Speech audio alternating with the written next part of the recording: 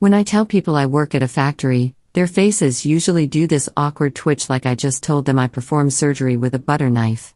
Oh, that's honest work, they say in the same patronizing tone you'd use to describe a circus performer who juggles flaming torches while blindfolded. The pity in their eyes is almost tangible, especially when they find out I'm a woman. Because apparently, being a female factory worker is like admitting you've given up on life entirely. But here's the truth they can't wrap their privileged minds around: I actually love what I do. I know exactly what time I clock in, I know precisely what I'm creating with these hands, and I solve real, tangible problems instead of shuffling spreadsheets around while pretending my designer coffee addiction makes me interesting. I stayed in this suffocating small town when my dad died 3 years ago, turned down a full scholarship to State University's engineering program because mom was drowning in a sea of medical bills and credit card debt. Meanwhile, Trevor, our golden boy of investment banking, couldn't possibly delay his Wall Street dreams to help out with something as mundane as family financial crisis. I took a job at the same medical device manufacturing plant where my dad had worked for 32 years, same antiseptic smell mixed with machine oil, same precision equipment humming 24/7, same battle-scarred lockers with employee names carved into the metal like a memorial wall of forgotten dreams. My mom, Vivian, absolutely despised my choice. She hated me for making it, hated herself for needing me to make it, and most of all, hated having to explain to her former teaching colleagues why her daughter chose manual labor over intellectual pursuits. "This isn't what your father sacrificed for," she'd hiss every time she passed by me in the hallway, her eyes fixed straight ahead as if acknowledging my existence would somehow contaminate her carefully constructed image of maternal success. "You were supposed to become something meaningful, someone I could proudly mention during my book club meetings and community volunteer appreciation dinners. Instead, I became the invisible foundation holding everything together. I was the one who climbed onto the roof during last winter's ice storms to fix the damaged shingles, the one who researched and replaced the ancient water heater when it finally gave up, and the one who quietly covered the remaining $800 for my youngest sister Miranda's senior class trip to Washington, D.C. because mom had forgotten about the final payment deadline. I never complained, not even once, because I had convinced myself that maybe this was simply the price of being the reliable daughter, the one who stayed when staying was hard, the one who chose family responsibility over personal dreams. Then came Mother's Day, and everything changed forever. I had just finished a brutal 10-hour shift calibrating precision sensors for cardiac monitoring devices, my hands still aching from the delicate work, when I finally made it home to my tiny apartment.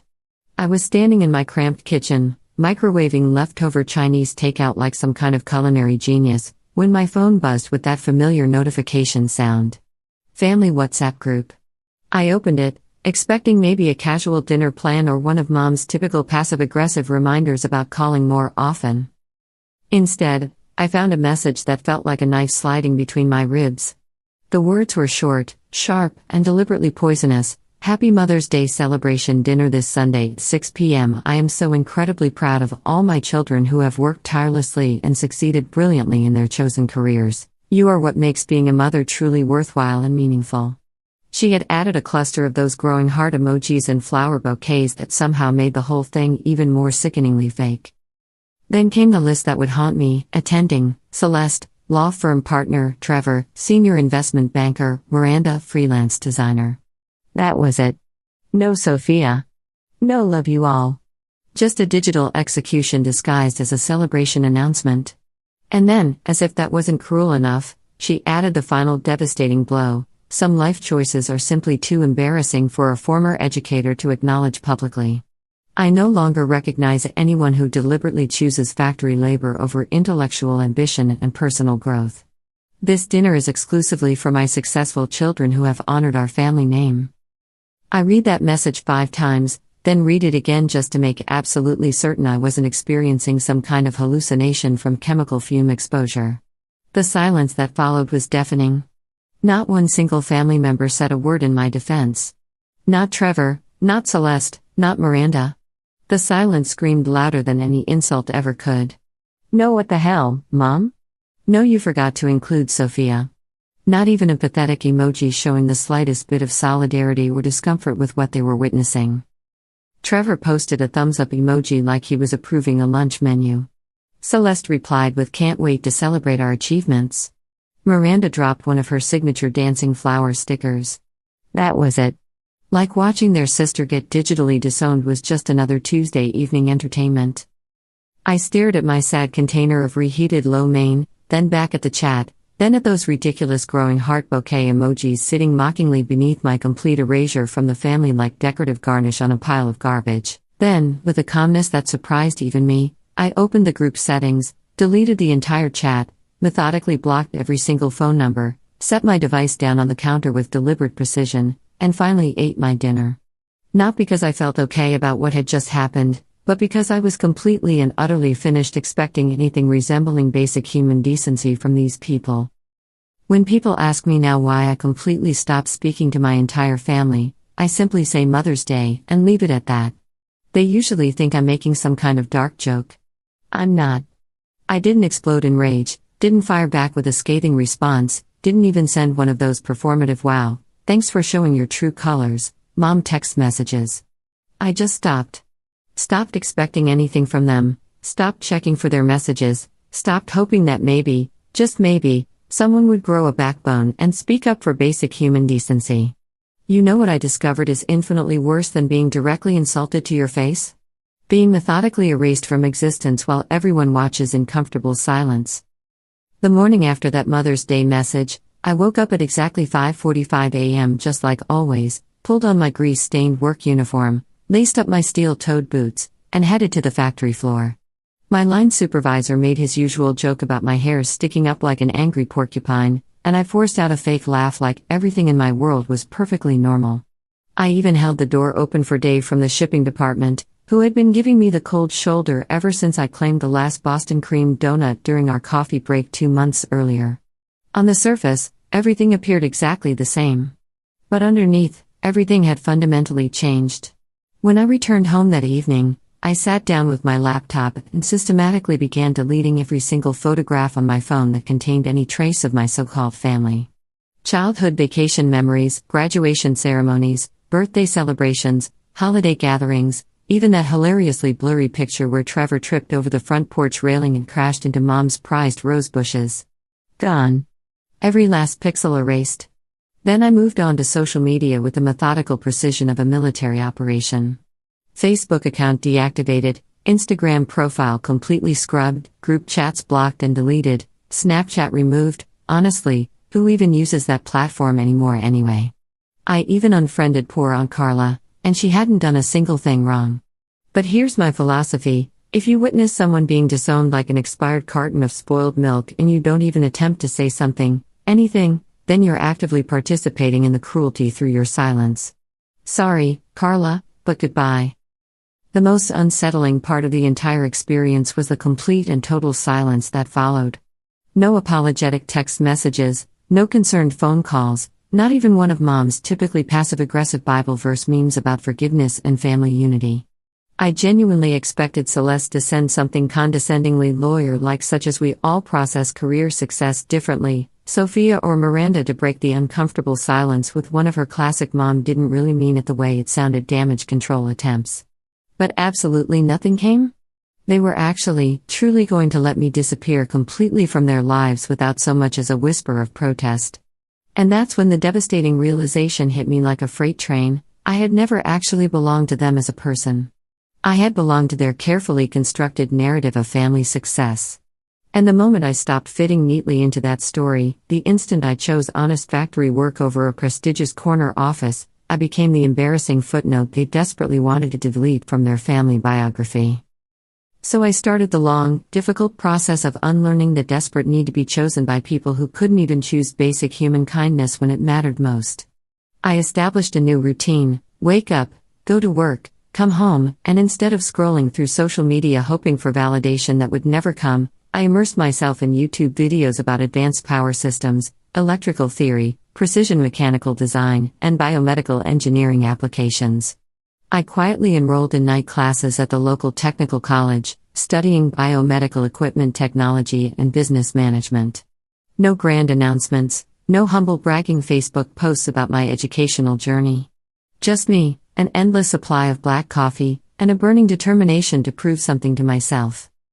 Every Tuesday and Thursday evening, I'd clock out from my shift, change out of my work clothes in the cramped factory locker room, and drive straight to campus wearing my steel-toed boots and faded factory hoodie.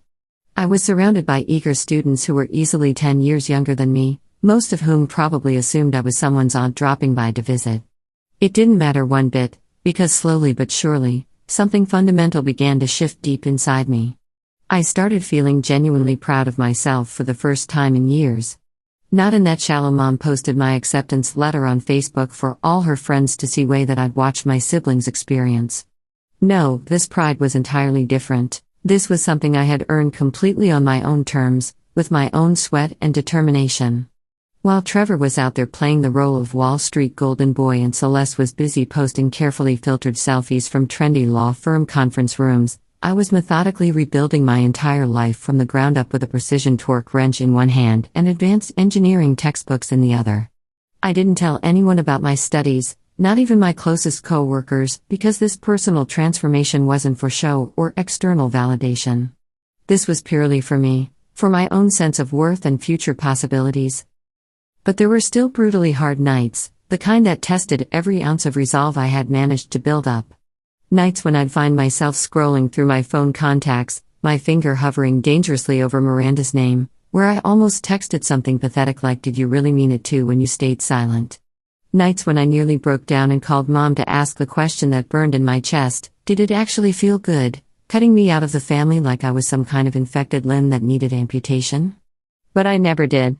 I had already been invisible to them once, and I absolutely refused to audition for that humiliating role ever again. So instead, I started keeping a detailed journal, pouring out all the thoughts and feelings I'd never been brave enough to say out loud, writing down all the things I desperately wished someone, anyone, had told me while I was growing up in that toxic environment. Things like it's perfectly okay to take a completely different path than what others expect. Real love isn't conditional on your LinkedIn profile or salary bracket. You're not broken or defective, they just demanded you fit into a mold that was never designed for who you actually are. I kept that precious notebook carefully tucked inside my dad's old wooden cigar box, the one that still carried the faint but comforting scent of motor oil and his favorite aftershave. It was the only meaningful piece of him that my family hadn't thrown away or donated after his funeral. That little box became sacred to me, a daily reminder that at least one person in my life had once seen genuine value in who I was as a human being, not who I might potentially become for their own benefit. And as the weeks slowly turned into months of this new routine, something absolutely amazing happened. I started laughing again. Real, genuine laughter, the kind that comes from deep in your belly, usually triggered by perfectly ridiculous things like catching someone in the break room microwaving leftover fish and stinking up the entire floor, or the time I dropped a heavy wrench directly on my own foot, and had to pretend it didn't hurt like hell because the new intern was watching, and I didn't want to seem unprofessional. I became more present in my daily life, more focused on my actual goals and values. I could literally feel myself transforming into someone solid and dependable. Not the kind of flashy success story that my mom could brag about at her weekly book club meetings, but the kind of quiet strength that could weather any storm and still remain standing. I didn't orchestrate some dramatic comeback narrative. No inspirational Instagram posts, no watch me rise from the ashes motivational montages.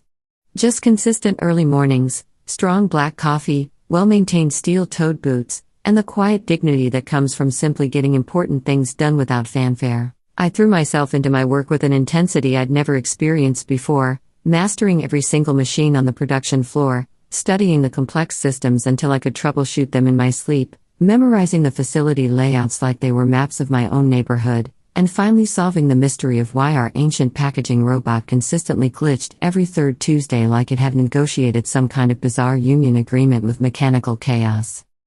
Management definitely noticed my dedication and growing expertise.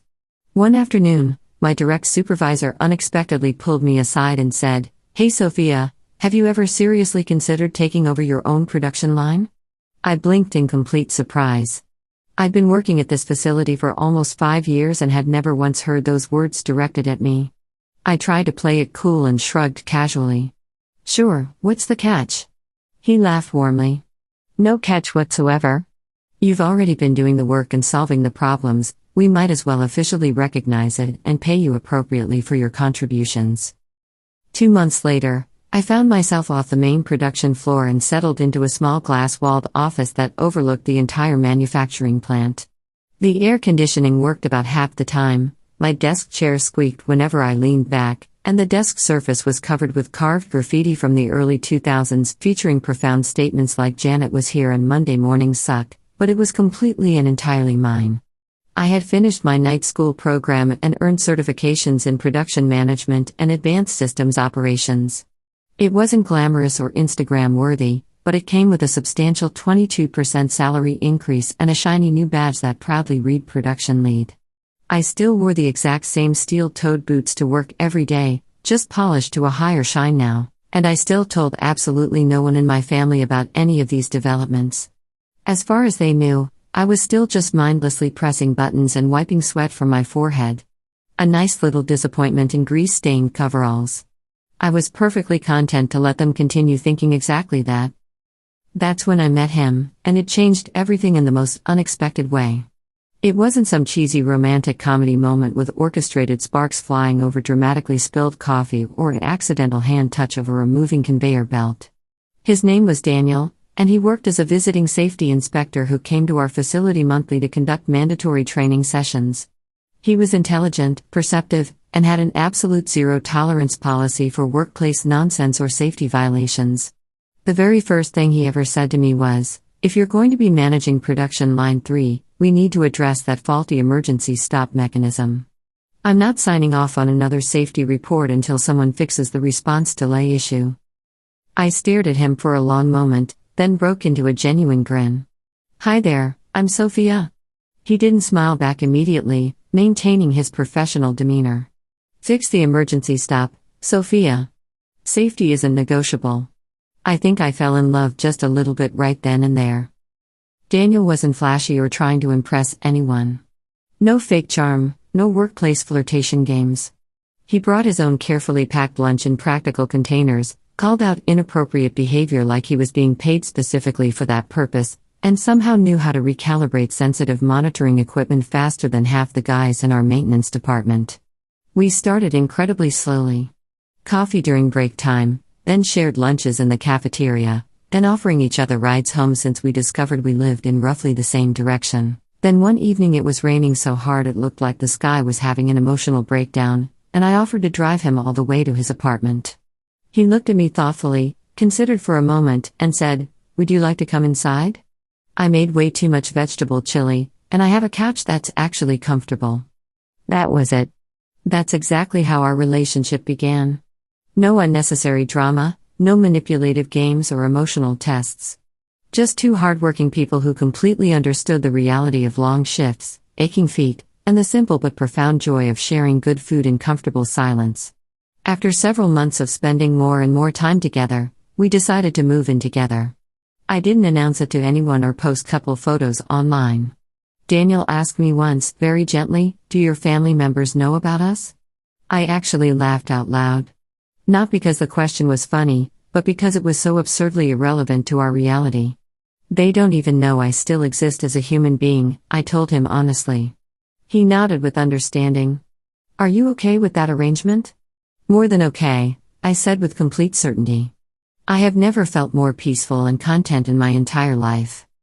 We got married at the courthouse on a Tuesday afternoon in late September. No elaborate white gown, no flower girl with a trendy name like Mackenzie, no reception hall filled with distant relatives pretending to care. Just Daniel, me, and a bottle of excellent Malbec waiting in the car for our private celebration afterward. He kept his last name, I kept mine, and we both kept our hard-earned peace of mind. 6 months after our simple wedding ceremony, I discovered I was pregnant. When I told Daniel the news, I completely broke down crying, not from joy but from pure terror. I was scared out of my mind, terrified that I didn't know how to raise a child without the emotional neglect and conditional love that had defined both of our childhoods. Daniel took my trembling hands in his steady ones and said with absolute conviction, "This baby is going to know they're unconditionally loved before they even learn to say their own name." I nodded through my tears, managed a watery smile, and then asked the question that had been haunting me, "Do you want to tell your family about the pregnancy?" He didn't hesitate for even a second. "Absolutely not. Because people who can completely erase you from their lives once will definitely try to do it again the very moment you stop performing their carefully scripted version of who you should be. I have absolutely no intention of auditioning for their approval ever again. Let them continue thinking I'm still just some blue-collar factory worker in grease-stained overalls, desperately fixing broken machines while begging for their validation. Meanwhile, I'm building a beautiful life that they will never, ever be invited to witness or participate in. By the time Daniel was 6 months pregnant, I had been promoted twice more within the company hierarchy. Our medical device manufacturing facility had undergone a complete technological modernization overhaul. Brand new automated systems, cutting-edge inventory tracking software, fresh leadership throughout the entire management structure. I didn't just survive these massive changes, I spearheaded and directed them. The same woman they had once dismissed as blue-collar Sophia was now the person reviewing departmental budgets and making strategic decisions that affected the entire operation. Corporate headquarters gave me an impressive new title, Senior Operations Director. I now had a spacious corner office with 2 large windows overlooking the production floor, ergonomic furniture that didn't make embarrassing noises, and a salary that finally had a comma in the middle of it. I still brought my lunch to work in the same dented metal thermos my dad had given me years ago. It kept me grounded and reminded me where I came from. I didn't post about my promotion on social media, didn't share any corporate headshots, didn't update my profile with motivational quotes about climbing the ladder of success, but the regional business journal decided to feature my story anyway, from factory floor to executive leadership, the remarkable rise of Sophia Chen. The article included a professional photograph of me standing confidently in front of our newly renovated assembly line, wearing a crisp white button-down shirt with my safety helmet tucked professionally under my arm. The story ran on the front page of their quarterly Industry Leaders and Innovators section, complete with details about my engineering innovations and management philosophy. It didn't take long after that publication for the vultures to start circling. The first contact came via text message, "Hey there, stranger. Just saw your amazing article in the business journal. Mom is absolutely bursting with pride.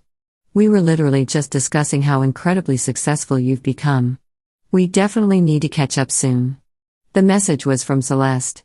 The exact same Celeste who hadn't said a single word of protest when Mom surgically removed me from the family like I was some kind of malignant tumor. I read her message twice, then deliberately left it on read without responding. 3 hours later, my phone started ringing with a number I recognized but hadn't seen in years. Mom. Vivian. The woman who had publicly declared that I was no longer her daughter had somehow miraculously rediscovered that my phone number still functioned perfectly. I stared at the screen as it continued buzzing, watching her name appear and disappear with each ring, then I stared at it some more after it finally stopped. She left a voicemail, naturally. Her voice was sickeningly chipper and artificially casual, like she was calling to chat about weekend weather forecasts. "Hello, sweetheart. I just saw your wonderful picture in the business magazine. How exciting. I always knew you were destined for extraordinary things. Why didn't you tell your family about this incredible success?" Trevor and Celeste and Miranda were just saying how incredibly proud they are of their accomplished sister. "Please give me a call when you get a chance, okay? Let's plan a proper family gathering. We have so much to celebrate together." I didn't scream at the phone. I didn't immediately block her number. I didn't even throw my device across the room in rage. I just sat there in my executive office, wearing my perfectly tailored blazer, listening to a woman who had once typed the words "I no longer recognize you as my daughter" now pretending like she had somehow developed selective amnesia about the entire traumatic incident. I waited patiently until my workday officially ended, drove home through the familiar streets, and had a quiet dinner with Daniel. He had prepared grilled cheese sandwiches and creamy tomato soup because he was experiencing pregnancy cravings for food that tastes like comfort and childhood, but without all the emotional baggage. We settled onto our comfortable couch together. He gently rubbed his growing belly while I massaged his swollen feet, and then I told him about the voicemail. He listened without interrupting, then looked at me thoughtfully and asked, "Do you want to call her back?" "Not even slightly," I replied honestly. "Do you want to yell at her and tell her exactly what you think?" "Nope." "Do you want to compose a brilliantly scathing email that destroys her emotionally?" I actually laughed at that suggestion. Tempting, but no. "So what do you want, Sophia?" I considered the question seriously for several long moments. Absolutely nothing, I finally said with complete certainty. That's the most liberating part of this entire situation. For the first time in my entire life, I want absolutely nothing from her or any of them. We sat together in peaceful silence for a while, then I stood up, walked to our bedroom, and retrieved the manila envelope containing the newspaper article. I carefully placed it in our baby's memory box, right next to Daniel's first ultrasound photo and the tiny hand-knitted yellow hat that his sister had made for us. I wasn't saving it to gloat or prove anything to anyone. I was preserving it to remember that when my entire family chose to forget I existed, I didn't simply disappear into nothingness. Instead, I built something meaningful and lasting. And I didn't need their validation or a dinner invitation to prove my worth to anyone. It started with an unexpected call from building security that would change everything. I was in my office reviewing a critical supplier contract for our new cardiac monitoring device components, sipping lukewarm coffee from the break room when the front desk phone rang with its sharp, professional tone. "Ms. Chen, there's a woman here in the main lobby asking specifically for you. She claims she's your mother." At first I thought I had definitely misheard what the security guard was telling me. Then I slowly stood up from my executive desk, walked deliberately to my corner office window, and looked down 6 floors to the main entrance of our corporate building. And there she was, clear as day.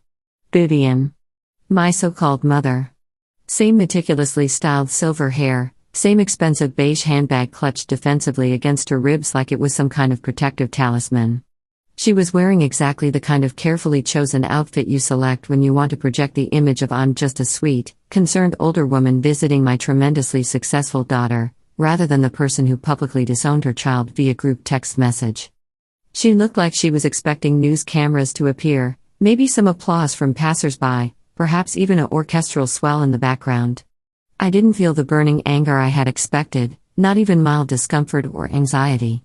Instead, I experienced this strange, weightless clarity, like my entire body instinctively understood that there was absolutely no version of this confrontation where I opened that door and felt anything other than significantly worse about myself and my life. "Does she have a scheduled appointment?" I asked the security guard in my most professional tone. He hesitated for a moment before responding. "She insists that she's family, ma'am." I took a short, controlled breath before replying. She publicly declared that I wasn't her daughter anymore, so no, she definitely isn't family. There was a moment of silence on the other end of the line, then came the guard's professional response, "Understood completely. Would you like us to escort her off the property?" "Yes, please." Politely but firmly. "And please make an official note in your system, if she returns at any point in the future, she is absolutely not to be allowed inside this building under any circumstances."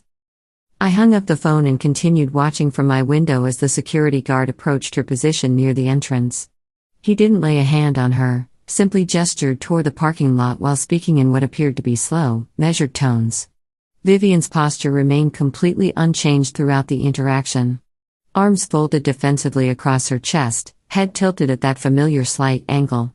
It was exactly the same condescending posture she had used years ago when I told her I wasn't planning to attend college and she had responded with, "You're embarrassing me and everything I've worked for as an educator." She stood there in that exact spot for 23 minutes, not pacing anxiously, not creating any kind of dramatic scene that might attract attention. Just standing there like a statue, apparently waiting for something that was never going to come. A miraculous change of heart from me? A friendly wave from my office window? Some kind of Hollywood redemption moment? She didn't receive any of those things. I didn't move a single muscle or acknowledge her presence in any way whatsoever. At exactly 6:12 p.m., long after Vivian had finally given up and left the premises, I received a text message from Miranda. "She drove over 2 hours just to see you, Sophia. You could have at least come downstairs and talked to her like a human being. She was actually crying outside your building." The audacity was breathtaking. I stared at my phone screen for several long minutes, then typed back, "She systematically erased me from this family for choosing factory work over her precious academic expectations. All of you let her do it without saying a single word in my defense. She's crying now because she can't rewrite the ending to make herself look like the victim." I immediately blocked her number. Daniel arrived home just after 7 p.m. carrying Thai takeout and rubbing his sore feet from a long day of teaching energetic elementary school students. He kicked off his shoes, took one look at the expression on my face, and immediately asked, "Which one of your delightful family members tried something today?" "Vivian showed up at my office building in person," I replied. His eyebrows shot up in surprise. "Did you actually talk to her?" "Absolutely not. Building security escorted her off the property at my request." Daniel set the food down on our kitchen counter with a satisfied thud. "Good for you." He didn't ask if I felt guilty about my decision. He already knew the answer to that question. We ate our dinner together on the couch, our unborn daughter actively rolling around in Daniel's belly like she was trying to physically kick her way into our conversation about her grandmother's latest manipulation attempt. After we finished eating, I pulled out my laptop and opened a digital folder I hadn't accessed in several years. It was labeled Evidence. Inside was a single screenshot that I had saved. The Mother's Day group chat message that had started this entire ordeal. "Some life choices are simply too embarrassing for a former educator to acknowledge publicly. I no longer recognize anyone who deliberately chooses factory labor over intellectual ambition and personal growth. This dinner is exclusively for my successful children who have honored our family name." I read through it one more time, then closed the laptop with a decisive click. Daniel leaned over and asked gently, "Why do you still keep that saved?" I shrugged and replied honestly, not out of bitterness or a desire for revenge. Just to remember what reality actually was, so that gaslighting attempts can't erase the truth. He nodded with understanding. "That's really smart." We went to bed that night feeling peaceful and secure. The next morning, a photograph began circulating through our company's internal Slack communication channel. Someone with apparently nothing better to do had captured a shot of a woman standing forlornly outside our building, arms folded defensively, looking absolutely devastated. The caption read, "That's definitely someone's mom. She's been standing out there for like 20 minutes straight. Pretty wild situation." I didn't comment on the post, didn't react with any emojis. I simply muted the entire thread and returned my focus to my actual work responsibilities. Later that same afternoon, I received an email from an address I didn't immediately recognize. The subject line contained only one sentence, "You don't understand what it's like to be a mother." When I scrolled down to check the sender, I saw the name at the bottom, Vivian Chen. Of course she had managed to find my work email address somehow. 3 days after her pathetic vigil outside my building, an actual physical letter appeared at our home. Not an email, not a text message, but an old-fashioned handwritten letter. It was written on flowery stationery like this was 1994 and she was composing a heartfelt letter to Dear Abby seeking advice. The envelope was addressed to Sophia Chen and family, which immediately irritated me beyond measure. It had been slipped directly through our front door mail slot. No postage stamp, no return address. Just folded paper with my name written in the same handwriting I hadn't seen since birthday cards during middle school. Daniel discovered it first. He was unpacking groceries from our weekly shopping trip, our soon-to-be-needed baby stroller positioned in the hallway, when he noticed the letter lying on our entrance mat. I emerged from the bathroom to find him standing there motionless, holding the letter like it might suddenly explode in his hands. His face had gone noticeably pale. He simply said, "It's from her." I took the letter gently from his hands and read the opening line, "Sophia, I don't know what kind of stories you've told your husband about me, but I want him to understand that I have always prayed for your happiness and success, even during times when I didn't fully understand or approve of your life choices." So we were apparently opening this communication with passive aggression and victim blaming. What a bold strategic choice. I skimmed through the rest of the manipulative document. It wasn't even remotely close to being a genuine apology. It was pure, calculated manipulation from beginning to end. The letter was filled with phrases like "I only said those hurtful things because I was frightened for your future, you've always been different, overly sensitive, and stubbornly independent. I'm sorry if you somehow felt unloved by my actions, if," that magical little word that people use when they want to express hollow regret without accepting any actual accountability for their behavior. Then came the emotionally manipulative closing argument, "I don't want to die without having the opportunity to meet my granddaughter. Please don't keep her away from me out of spite. Despite everything that's happened between us, we're still family." Daniel watched me finish reading the entire letter, his arms crossed protectively over his pregnant belly. "Well?" he asked quietly. I folded the letter with deliberate precision. "You were absolutely right about her being toxic." "She's not just toxic," Daniel replied grimly. "She's radioactive." He sat down heavily on our couch, breathing slowly and deeply. "She actually came to our house, Sophia." "I know. She somehow found out where we live." "I know that too. And now she wants access to our daughter." I looked at him for a long, contemplative moment, then picked up my phone and dialed Vivian's number. It rang exactly twice before she answered. Her voice was artificially soft and carefully practiced. "Sophia? Don't ever come to my home again," I said in a calm, steady voice. "Don't leave any more letters. Don't send emails to my work address. Don't involve my husband or my unborn daughter in your manipulation attempts. You've had your chance to be a mother. That opportunity is over now. Sophia, please, if you would just listen. You don't get to talk about family now. You publicly stated that I wasn't your daughter anymore. You made that choice deliberately and publicly. I was upset and scared for your future.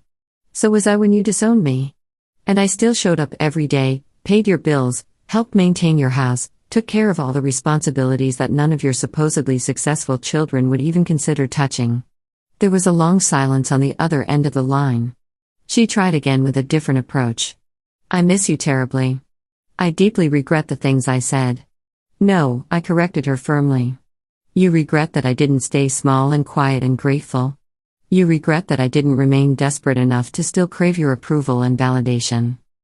After another pause, she finally whispered the question I had been waiting for, "Can I please meet my granddaughter? Just once?" I didn't raise my voice, didn't allow myself to shake with emotion. I simply delivered the sentence that had been living in my chest for years, waiting for exactly this moment: "I no longer see you as family."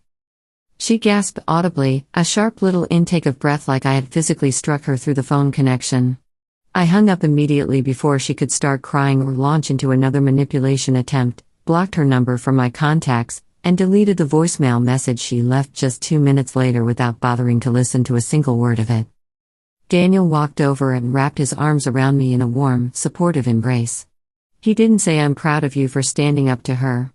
He didn't need to express that sentiment out loud, because this entire confrontation wasn't about achieving some kind of triumphant victory. It was about finally achieving genuine peace of mind. And I absolutely refused to trade that hard-earned peace for a relationship with a woman who only remembered I existed when I became someone successful enough for her to brag about at her weekly book club meetings. After that final, definitive phone call with Vivian, everything in our lives became remarkably quieter and more peaceful. No more desperate voicemails cluttering my inbox, no unexpected visitors lurking outside our building or home, no handwritten envelopes with flowery stationery mysteriously appearing on our doormat.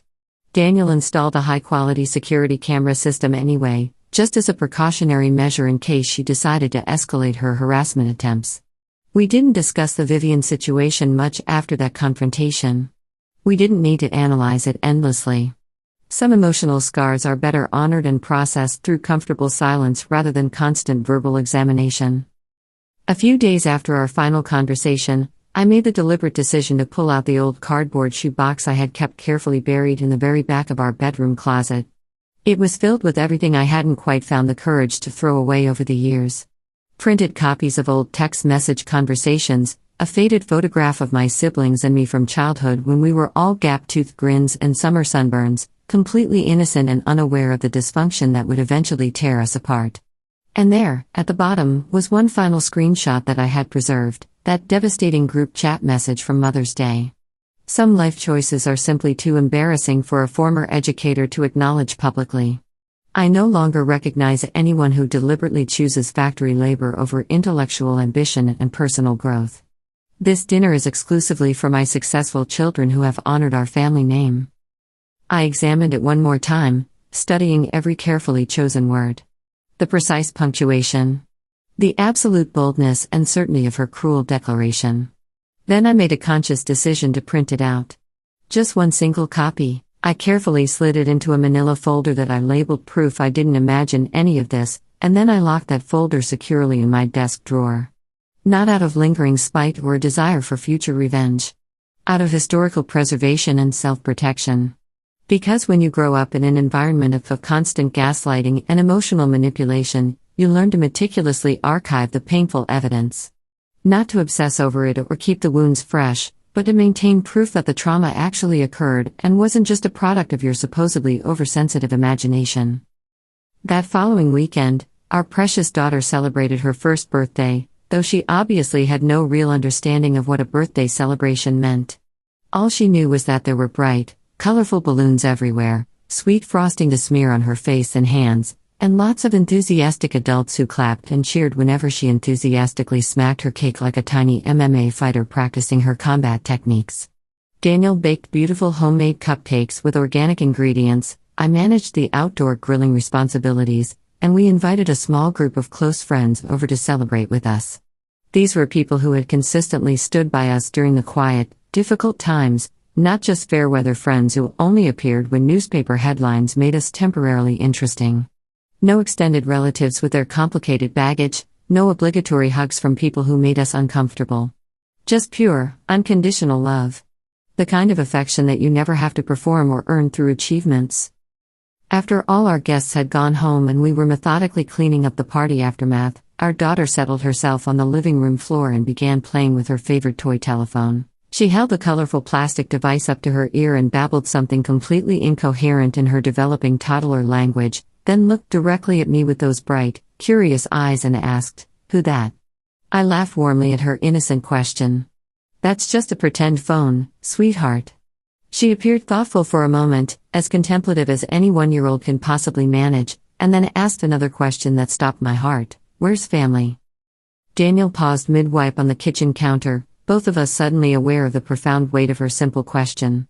I knelt down on the carpet, gently touched her tiny, perfect hand, and said with complete conviction, "Family is who loves you unconditionally on the hard days." She blinked those long eyelashes, then broke into the most radiant smile, and carefully repeated, "Hard days." Daniel immediately came over, dropped down beside both of us on the floor, and tenderly kissed her forehead. "That's absolutely right, baby girl. And who is your family?" Our daughter considered the question with the utmost seriousness, then beamed with pure joy and declared, "You and Daddy. Forever family." It was probably a phrase she had absorbed from one of her favorite bedtime storybooks, or perhaps she had simply created it from her own imagination. The origin didn't matter at all, because that was the precise moment I had been unconsciously searching for my entire life. That was the moment I had never experienced during my own childhood. The complete certainty. The unshakable emotional stability. The absolute, rock-solid sense that you are genuinely wanted and treasured, not just when you're succeeding and winning at life, but especially when you're exhausted or messy or imperfect or struggling through difficult challenges. I didn't need to issue a formal press release to announce that I had successfully moved on from my toxic family of origin. I didn't need to orchestrate some dramatic final confrontation scene for closure. I just needed that perfect moment in our cozy living room, with birthday cake frosting ground into the carpet and my beautiful daughter sitting contentedly on my lap, surrounded by the family we had chosen and created together.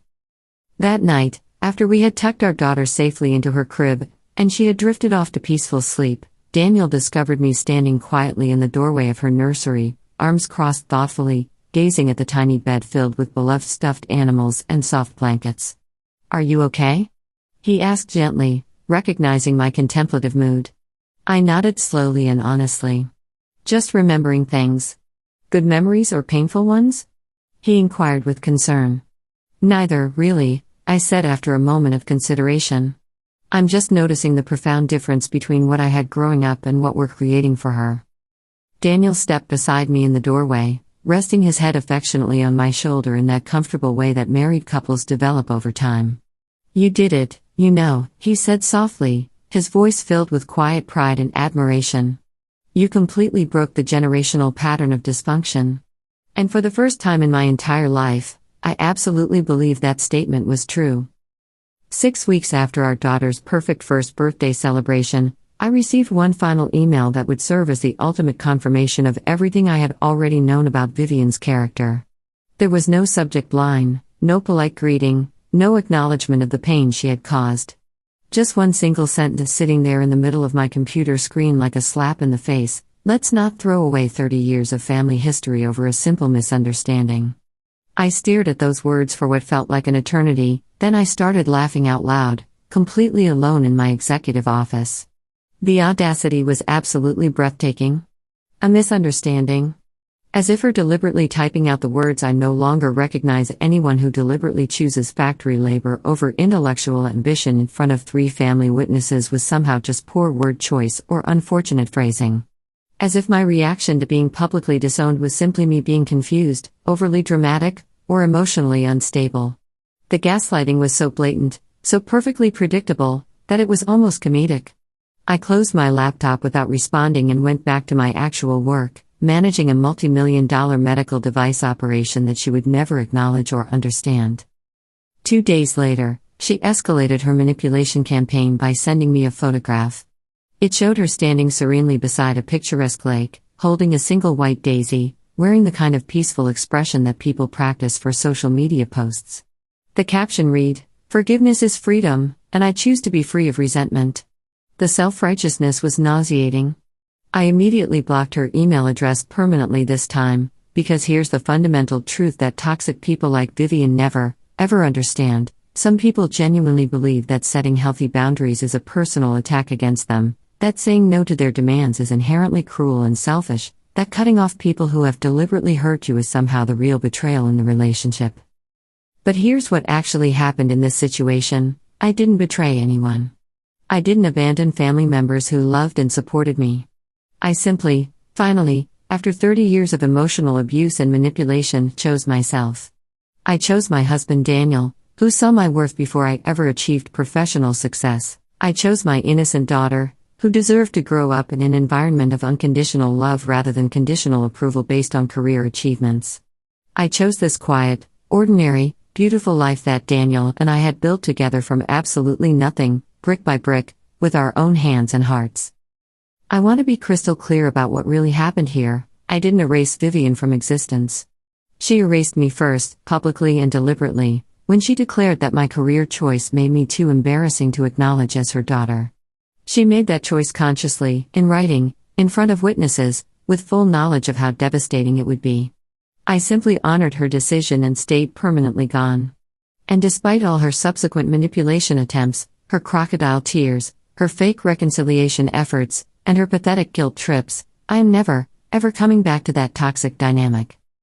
You see, the beautiful irony that people like Vivian never anticipate is this: when you discard someone thinking they'll always be desperate enough to crawl back for your approval, you sometimes accidentally set them free to discover their own worth.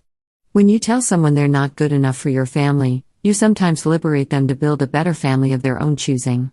When you publicly humiliate someone for their honest work, thinking you're motivating them to chase your version of success, you sometimes just motivate them to succeed beyond your wildest imagination while leaving you completely behind. Vivian wanted a daughter she could brag about at her book club meetings and community volunteer events.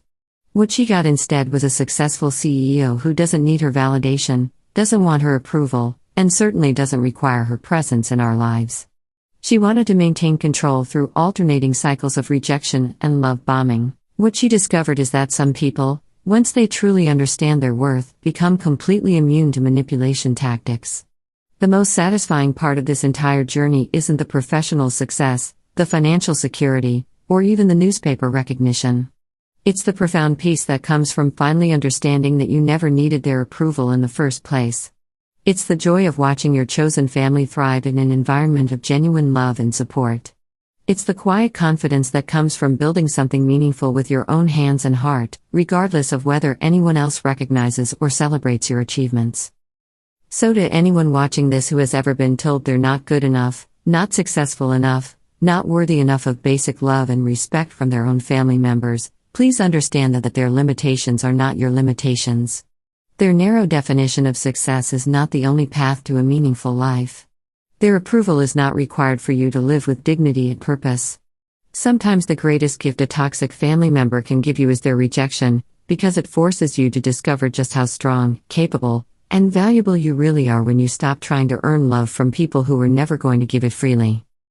I hope this story serves as proof that you can survive family rejection, that you can build something beautiful from the ashes of their disapproval, And that sometimes the family you choose is infinitely better than the family you were born into. You deserve unconditional love, not conditional tolerance based on your ability to make others look good. Never forget that. Thanks for watching this story of liberation and self-discovery. If you enjoyed this video and want to see more content about overcoming toxic family dynamics, finding your worth, and building the life you truly deserve, please consider subscribing to this channel and hitting that like button. Your support means everything, and remember, you are worthy of love exactly as you are.